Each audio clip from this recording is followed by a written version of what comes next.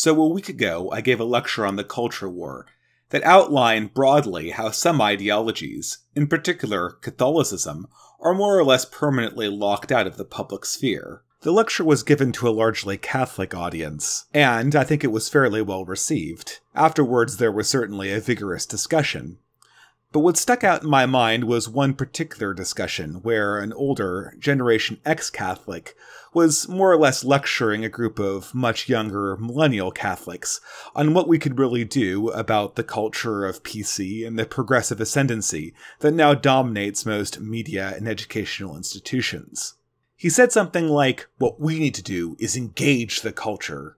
Now, of course, I just gave a lecture where I roughly concluded the same thing. But something about the way he talked about engaging with the culture belied a sort of ignorance about the reality of what's going on and what it's like to operate and try to work and learn inside an institution that is thoroughly dominated by political opponents that consider your ideology not just wrong, but utterly deplorable. He kept on going on about how Christians and Catholics should stand up in their education and workplaces and really push back against the PC culture, really make the arguments against it be heard, really make the case for its alternative be known to the people who live and work there.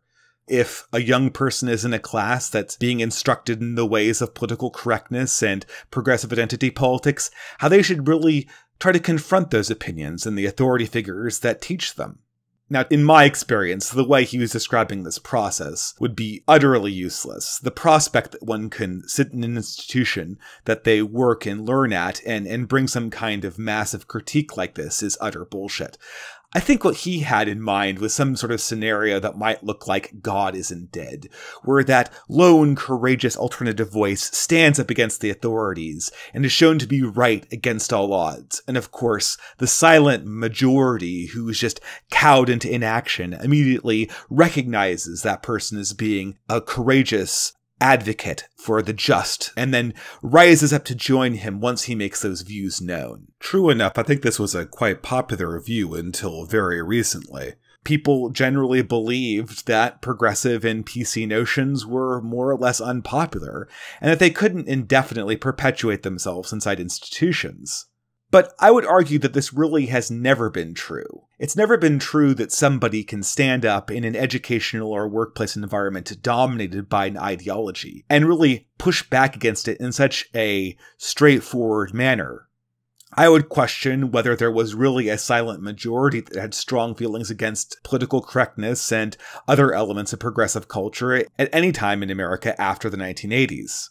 Moreover, it would seem obvious to me any time after the early 2000s that political correctness and progressive politics and progressive cultural norms were in utter ascendancy. And there really was never an opportunity to tap into this deep reservoir that's alluded to in a lot of these scenarios people imagine, where the lone figure of dissent stands up and succeeds against the authority figure pushing progressive politics. Now, okay, I'm sure people will either agree or disagree with this, and this is certainly just a sociological impression I have about the demographic reality of this country. But this also comes from experience. Indeed, even though I wasn't always a Catholic and a Christian, I have, for most of my life, been an enemy of political correctness. And I was one of those poor, benighted souls that really did believe somebody could stand up against an authority figure who is in an institution committed to teaching progressive and politically correct ideas. And sure enough, I tried to be that dissenting voice. I tried to be that person that would just stand up and speak truth to power so he could sway the silent majority. And let me tell you, it never goes that neatly. Really, if you stand up and go against an authority figure and try to show them to be wrong in front of an institution that they ostensibly have power in, and you're not hearing that Newsboys soundtrack or the rising strings behind you, and indeed you're not in a movie, then you're probably not going to have very much success. I can paint a picture right from my own experience with this. Let's take, for instance, the college classroom. The quintessential example of an ideological clearinghouse for politically correct and progressive ideas. People oftentimes think that this is the ideal environment in which to confront progressive ideas and to show them to be false. Because sure enough, the college classroom, or the undergraduate college classroom, is the primary way that these radical, progressive, and politically correct ideas are transmitted to the next generation. And sure enough, most of these classrooms that are used to communicate these politically correct ideas, they are presented as areas of open debate, of open exchange of ideas. And certainly, as such, we might imagine they should be open to people who are really trying to go against the grain and subvert the narrative that the teacher is trying to bring to the classroom or has decided to teach as a matter of his coursework. I mean, despite what Sargon says, most classes that teach ideas that we ordinarily associate with social justice warriors aren't actually classes that have the words social justice in the course description or even the title. These are just your average run-of-the-mill classes about sociology, about history, about culture, and for the most part, the ideas that we associate with political correctness and progressivism are really brought there because that's the pedagogical perspective that the professor or the TA or the instructor has decided upon. And if you go in from that perspective, you might think that you have a right or an obligation or even a good chance at making your voice heard if it runs contrary to the position of the person who designed that class, or the person who leads the discussion in that class. But in the college context, this is very rarely the case. Let's consider our environment briefly. Now, in most classes on sociology or history or philosophy that undergraduates take, most of the classes that are open discussion or that focus on very broad topics tend to come very early in a person's career. By the time you're about to graduate, you're taking more specialized classes that tend to be more focused on a specific topic, and they're less amenable to general conversation. Moreover, insofar as the college has actual diversity requirements that are targeted at inculcating politically correct and social justice-oriented ideas in students, these are usually put early in a student's education. So naturally, in any of these classes, you're going to have a bunch of really young kids, combined with a professor or a TA who is at a much more intellectually developed point in their lives. Now, I should say, you're not just dealing with a classroom full of kids. You're dealing with a classroom full of kids who are in that 18, 19, 20-year-old age group, where you have just enough knowledge to have really strong opinions, but not enough knowledge to really understand how to use them, how to present them accurately, and moreover, you have any number of weird ideas that aren't really very well thought out or even very coherent. Your average 20-year-old is really going to have a tendency to embarrass themselves, or to say some things that are just outright foolish. That's just how everyone is when they're 20. Okay, so how does this work if one of the students were going to try to speak truth to power and engage the culture by pushing back against the politically correct person who runs the classroom?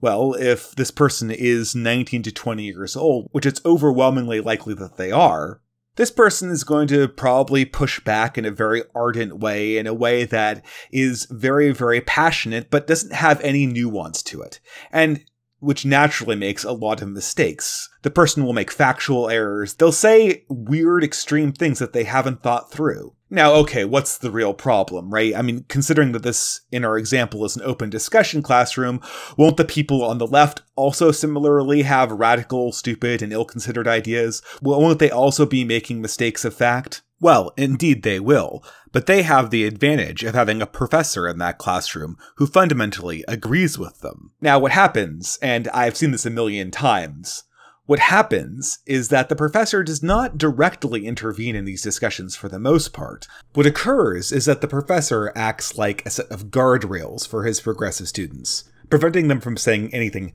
too outlandish or absurd. Whenever they make a ridiculous out-of-line point that would obviously be embarrassing if it were left standing, the professor will come in and say, well, maybe not that, but this, and will offer the more mature position, the position that was better considered, the position that that same progressive student would have if he had 10 more years of experience. However, what happens when the dissenting opinion, or in this case the more conservative, anti-progressive opinion, makes some extreme case, or makes a case that is particularly weak or not particularly well thought out? Well, the professor will not correct them. Instead, he'll argue with that belief that is not properly conceived or thought out. He'll argue with it as if it were the genuine article, as if this was the conservative position laid bare. And he won't be particularly aggressive. He'll employ a Socratic method, asking questions, projecting interest and not confrontation, and he'll invite a discussion over this idea, the conservative idea. However, because this is 18, 19, and 20-year-olds that we're talking about, eventually the dissenter is going to make some radical faux pas. He's going to make a factual error. He's going to say something extreme. He's going to make something that will sound embarrassing. So, for instance, the argument could be on immigration, and he could say something like, "We need to deport all the immigrants because they all don't belong here." Forgetting to mention that there'd be a huge logistic problem with this, and also that he had to distinguish in his statement between legal and illegal immigrants. Now, once he makes that case, the professor is just going to stand back and let the progressive students savage him because he's misspoken and because he said something that really can't be defended in an actual policy position. No one's going to remember that the progressive or feminist student said that everybody should be able to come to America, and anyone who prevents an immigrant from coming to America is committing a hate crime. That, of course, will be papered over by the professor to make it seem like it's less radical, and at any rate will not be thoroughly examined. So what you have is a situation that is not really unfair on point, but rather proceeds in a way where the strongest progressive opinion is constantly being pitted against the weakest anti-progressive position. As such, the conversation can go and go and go until the conservative student eventually embarrasses himself. The dissenter is not going to have the type of experience nor the stamina to keep up with a seasoned professional who understands how arguments are put together and how narratives are formed. And eventually, he's going to say or present some idea that's manifestly ridiculous. And at that point, the progressive professor can stand back and let his SJW hounds fall upon the red meat that's been exposed, because there's really no defending that position. As such, the net result of standing up for your beliefs and pushing back is going to be a situation where you're more likely to embarrass yourself than actually communicate your ideas. I can already anticipate that people will think that I've picked a particularly bad example. After all, we're talking about modern undergraduate university systems. These places are notorious for being one-sided, of being unfair, of being essentially clearinghouses for ideas from the extreme left. But certainly we might have a better chance of being able to stand up to progressive education when it occurs at a later stage. Perhaps when it occurs in the corporate workplace, as part of a diversity initiative. Perhaps we'll have a better chance of pushing back against progressive ideas when it comes up in local government, when it comes up in environments that are slightly more neutral. Well, I hate to say it, but there's no greater opportunity here either. Most of these other institutions that I've mentioned are just not set up to be places of conversation, period. A corporate environment is not a place that encourages controversy. And while we might imagine corporate America as being a very conservative place in some political sense, insofar as it interacts with politics, that interaction has been governed by diversity consultants and human resource management that's been trained at the same universities where these social justice discussions have been going on unabated for decade after decade. As such, concepts like feminism and other notions of progressive and PC culture are just the default position. To oppose them is controversial and potentially offensive. Moreover, people don't like controversy. You speak up about these ideologies that are assumed to be good by default. The best you're going to get is people who are mildly irritated that you're interjecting politics into the workforce. At worst, you're going to get fired. And if you're a manager, you can almost count on that worst case scenario. The progressive ideas will be communicated through the HR and diversity professionals that are hired, and are well trained at introducing their own ideological concepts in the most inoffensive corporate talk imaginable. That's what they're good at. That's their professional capacity. And if you're not a professional conveyor of opinions, you will be totally mismatched at taking that on. And furthermore, you'll be putting yourself at personal financial risk. The same thing is true for local government. The people who interact with these ideas are trained professionals, and you being a private citizen, first of all, doesn't have the best standing to speak, and also will be totally mismatched by the group of professionals that has a vested interest in keeping the ideology going. So in every one of these circumstances, we see that there's a hard block. The institution is ideologically fortified. It's ideologically entrenched. They're ready for an incoming opposition attack, and they're very good at defending against it. This is what frustrates me when I talk to people of a previous generation who are interested in pushing back against the PC culture. They're familiar with an ideological environment that is much less uniformly progressive. As such, they're used to interacting with institutions that are much less entrenched. They're imagining a world of the 1980s, where some of these institutions might be a little bit biased, but for the most part the classic rules of fairness applied, and most conservative opinions would have been heard and entertained without much more trouble. But of course, this hasn't been the case for at least 20 years now. These institutions now have a solid progressive line, and any attack on them from a dissenting position will have countermeasures introduced against it that can easily dissipate the attack. Most contrarian millennials on university campuses understand this fact. In fact, the whole scenario sort of reminds me of what it must have been like being a soldier in the trenches of World War I, being commanded by some general or corporal who had most of their experience commanding cavalry divisions, in a world before the advent of trench warfare. The officers must have blustered about how the soldiers needed to sally forth and flank the enemy and smash through the enemy line, all the while commanding charges that were directly into trenches, lined with machine guns and artillery, sending their men into a meat grinder that they had no experience with in their own military careers. As such, I kind of look at baby boomers and Gen Xers the same way. They're used to an environment where there's still more or less a high probability that speaking out will be entertained. They mean the best, but when they say that you should engage the culture by speaking out against the people who run your universities and run your classrooms, they're not really saying that you should do it because it would be a good idea for you. What they're really saying is that when I was your age, I wish I had spoke out against those institutions. So what do you do about this? Do we not engage the culture? Do we have some other plan? If you're a student in a university, what are your options if you want to attack an entrenched ideological formation? I mean, certainly one option is just not to engage, to take what I like to call the Ben Shapiro option.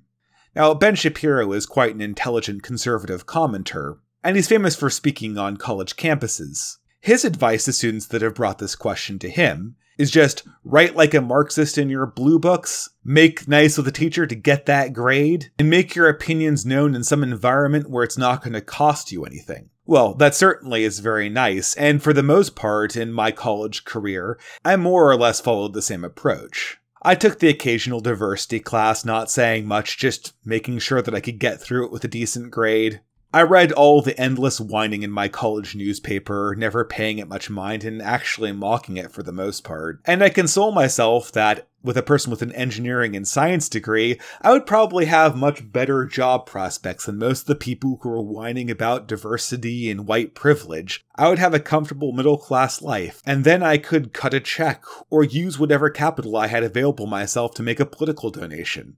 That was my concept, and I think that's more or less the Ben Shapiro idea of how to react against an insane campus culture.